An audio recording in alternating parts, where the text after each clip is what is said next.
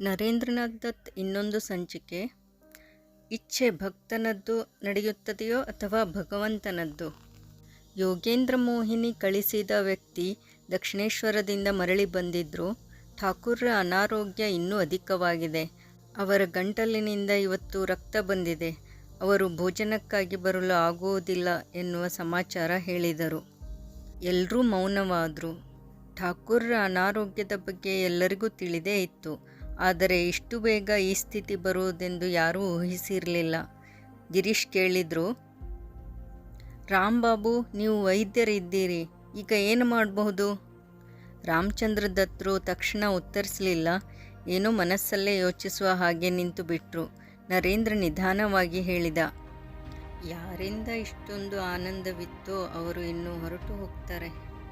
ಗಿರೀಶ್ ಸಿಟ್ಟಿನಿಂದ ಹೇಳಿದರು, ಎಂಥ ಮಾತಾಡ್ತಾ ಇದೀಯಾ? ಬಾಯಿಂದ ಶಬ್ದ ಹೊರಹಾಕುವ ಮೊದಲು ಸ್ವಲ್ಪ ಯೋಚನೆಯನ್ನಾದರೂ ಮಾಡು. ವಿಚಾರ ಮಾಡಿಯೇ ಹೇಳುತ್ತಿದ್ದೇನೆ. ನರೇಂದ್ರನ ಧ್ವನಿಯಲ್ಲಿ ಸ್ವಲ್ಪವೂ ಕಂಪನವಿರಲಿಲ್ಲ. ಮಹೇಂದ್ರ ಗುಪ್ತ ಅವರು ಶಾಂತ ಸ್ವರದಲ್ಲಿ ಕೇಳಿದರು, ಅದು ಹೇಗೆ ಹೇಳ್ತೀಯಾ? ನಾನು ವೈದ್ಯಕೀಯ ಪುಸ್ತಕಗಳನ್ನು ಓದಿ ಮತ್ತು ನನ್ನ ವೈದ್ಯ ಮಿತ್ರರೊಂದಿಗೆ ಕೇಳಿ ತಿಳಿದುಕೊಂಡಿದ್ದೇನೆ. ಈ ಥರದ ಕಂಠರೋಗ ಕ್ರಮೇಣ ಕ್ಯಾನ್ಸರ್ ರೋಗವಾಗಿ ಬದಲಾಗುತ್ತದೆ. ಇವತ್ತು ರಕ್ತ ಬಂದಿರುವುದನ್ನು ಕೇಳಿ ಅನಿಸುತ್ತೆ ಈ ರೋಗವು ಕ್ಯಾನ್ಸರ್ ಆಗಿರಬಹುದು. ಈ ರೋಗಕ್ಕೆ ಇನ್ನೂವರೆಗೂ ಔಷಧ ಆವಿಷ್ಕಾರ ಆಗಿಲ್ಲ. ಗಿರೀಶ್ ಹೇಳಿದರು, ನನ್ನ ಮನಸ್ಸು ಒಪ್ತಾ ಇಲ್ಲ. ಹೇಳಿ ರಾಂಬಾಬು. ನರೇಂದ್ರ ಹೇಳಿದ್ದು ಸತ್ಯ. ನನಗೆ ಹೇಳಲು ಸಾಹಸವಿರದೆ ಸುಮ್ಮನಿದ್ದೆ. ನರೇಂದ್ರ ಹೇಳಿಬಿಟ್ಟ. ಶಶಿ ಕೇಳಿದನು, ಹಾಗಾದರೆ ಯಾವುದೇ ಮಾರ್ಗವಿಲ್ವೇ? ಎಲ್ಲಿಯವರೆಗೂ ವ್ಯಕ್ತಿ ಜೀವಂತವಾಗಿರುತ್ತಾನೋ ಅಲ್ಲಿಯವರೆಗೂ ಚಿಕಿತ್ಸೆ ಮುಂದುವರೆಸಲೇಬೇಕು. ದೇವೇಂದ್ರನಾಥ್ ಮಜುಮ್ದಾರ್ ಹೇಳಿದರು. ಏನು, ಅವರನ್ನು ಕಲ್ಕತ್ತೆಗೆ ತರಲು ಸಾಧ್ಯವಿಲ್ವಾ? ಹೌದು, ಇದು ಉಚಿತವಾಗಿದೆ. ಮಹೇಂದ್ರ ಗುಪ್ತ ತಕ್ಷಣ ಸಮರ್ಥಿಸಿದರು. ನರೇಂದ್ರ ಹೇಳಿದ, ಆಯುರ್ವೇದಿಕ್ ಮತ್ತು ಹೋಮಿಯೋಪತಿಕ್ ಚಿಕಿತ್ಸೆಗಳನ್ನು ಕೊಡಿಸಿ ನೋಡಬಹುದು. ಆದರೆ ಅವರನ್ನು ಕಲ್ಕತ್ತೆಗೆ ಕರೆತಂದು ಎಲ್ಲಿ ಇರಿಸುವುದು? ದೇವೇಂದ್ರರು ಮತ್ತೆ ಕೇಳಿದರು. ಒಂದು ಮನೆಯನ್ನು ಬಾಡಿಗೆಗೆ ತೆಗೆದುಕೊಂಡರಾಯಿತು, ರಾಮ್ ಹೇಳಿದರು. ಬಾಡಿಗೆಗೆ ದುಡ್ಡು ಮತ್ತು ಚಿಕಿತ್ಸೆಗೆ ದುಡ್ಡು? ದೇವೇಂದ್ರ ಕೇಳಿದರು. ಇದರಲ್ಲಿ ಯಾರೂ ಅಷ್ಟೊಂದು ಆರ್ಥಿಕವಾಗಿ ಸಶಕ್ತರಾಗಿಲ್ಲ. ಅರೇ, ಏನಾದರೂ ಒಂದು ವ್ಯವಸ್ಥೆ ಮಾಡೋಣ. ಗಿರೀಶ್ ಚಂದ್ರ ಘೋಷ್ ರೋಸಿ ಹೋದ ಮನಸ್ಸಿನಿಂದ ಉದ್ಗರಿಸಿದರು. ಎಲ್ಲರೂ ಸೇರಿ ನೋಡ್ಕೊಳ್ಳೋಣ. ಆದರೆ ಠಾಕೂರ್ರು ಕಲ್ಕತ್ತೆಗೆ ಬರ್ತಾರಾ? ನರೇಂದ್ರ ಕೇಳಿದ. ಯಾಕೆ ಬರೋದಿಲ್ಲ? ಅವರು ಉಪಚಾರ ಪಡೆಯೋದಿಲ್ವಾ? ರಾಮ್ ಕೇಳಿದರು. ಅವರಿಗೆ ಕಲ್ಕತ್ತಾ ಏನೂ ಹೊಸದಲ್ಲ ಮತ್ತು ನಾವೆಲ್ಲ ಇದ್ದೀವಿ ಇಲ್ಲಿ ಅಂದರು. ಈಗ ಮತ್ತೆ ಮೌನ ಆವರಿಸಿತು. ಎಲ್ಲರೂ ಈ ಹೊಸ ಸಮಸ್ಯೆಗೆ ಸಂಬಂಧಿಸಿದ ಉಪಾಯ ಹುಡುಕಲು ಮನಸ್ಸಿನಲ್ಲೇ ಯೋಚಿಸುವ ಹಾಗೆ ಮೌನ ಆವರಿಸಿತು. ಈಗ ಯೋಗೇಂದ್ರ ಮೋಹಿನಿ ಅವರು ಭಾರವಾದ ಮನಸ್ಸಿನಿಂದ ಹೇಳಿದರು, ಒಂದು ದಿನ ಶ್ರೀಮಾ ಹೇಳ್ತಾ ಇದ್ದರು, ಠಾಕೂರ್ರು ಅವರಿಗೆ ತುಂಬ ದಿನ ಮುಂಚೆ ಹೇಳಿದರು, ಯಾವತ್ತು ನಾನು ಯಾರದಾದರೂ ಕೈಯಿಂದ ಊಟ ಮಾಡುತ್ತೇನೋ, ಯಾವತ್ತು ಕಲ್ಕತ್ತೆಯಲ್ಲಿ ರಾತ್ರಿ ಕಳೆಯುತ್ತೇನೋ ಮತ್ತು ಯಾವತ್ತು ತಿಂಡಿಯ ಅಗ್ರಭಾಗವನ್ನು ಯಾರಿಗಾದರೂ ತಿನ್ನಿಸಿ ಉಳಿದ ಭಾಗವನ್ನು ನಾನು ತಿನ್ನುತ್ತೇನೋ, ಆಗ ತಿಳಿದುಕೊಳ್ಳಿ ಶರೀರ ಬಿಡಲು ಇನ್ನೂ ಅಧಿಕ ದಿನಗಳು ಇಲ್ಲ ಅಂತ. ಶರತ್ ಹೇಳಿದರು, ನರೇಂದ್ರನಿಗೆ ಯಾವಾಗ ಅಜೀರ್ಣ ರೋಗವಾಗಿತ್ತು ಮತ್ತು ಅವನು ತುಂಬ ದಿನ ದಕ್ಷಿಣೇಶ್ವರಕ್ಕೆ ಬಂದಿರಲಿಲ್ಲ. ಇದು ಆಗಿನ ಮಾತು. ಗಿರೀಶ್ ದೃಢಪಡಿಸಿಕೊಳ್ಳಲು ಕೇಳಿದರು, ಏನು, ನೀನು ಅಜೀರ್ಣದ ಕಾರಣ ದಕ್ಷಿಣೇಶ್ವರಕ್ಕೆ ಹೋಗಿರಲಿಲ್ವಾ? ದಕ್ಷಿಣೇಶ್ವರದಲ್ಲಿ ಪಥ್ಯ ಮಾಡಲು ಅನಾನುಕೂಲ ಆಗುತ್ತದೆ ಅಂದುಕೊಂಡು ಹೋಗಿರಲಿಲ್ಲ. ಆಮೇಲೆ?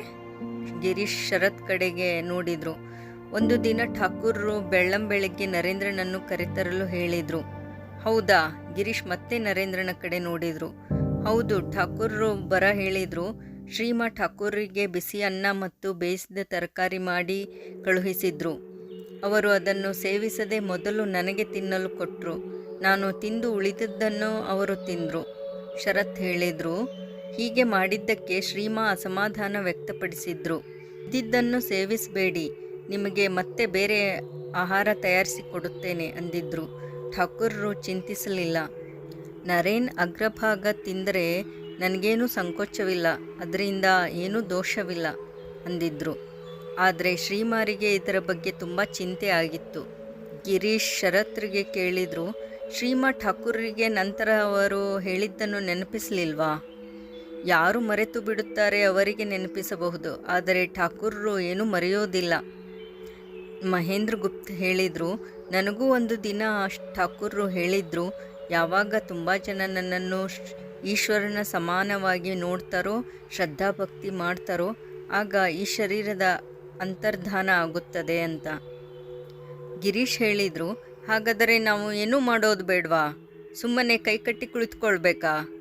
ನರೇಂದ್ರ ಶಾಂತ ಸ್ವರದಲ್ಲಿ ಹೇಳಿದ, ನೋಡು ಜೆಸಿ, ತನಗಿಂತ 19 ವರ್ಷ ಹಿರಿಯರಾದ ಗಿರೀಶ್ ಚಂದ್ರ ಘೋಷರಿಗೆ ಹೀಗೆ ಸಮವಯಸ್ಕರಷ್ಟೇ ಅಲ್ಲ, ಅಂತರಂಗದ ಮಿತ್ರರಿಗೆ ಸಂಬೋಧಿಸುವ ಹಾಗೆ ಸಂಬೋಧಿಸುವುದನ್ನು ನೋಡಿ ರಾಮಚಂದ್ರ ದತ್ತರು ಆಶ್ಚರ್ಯದಿಂದ ನೋಡಿದರು.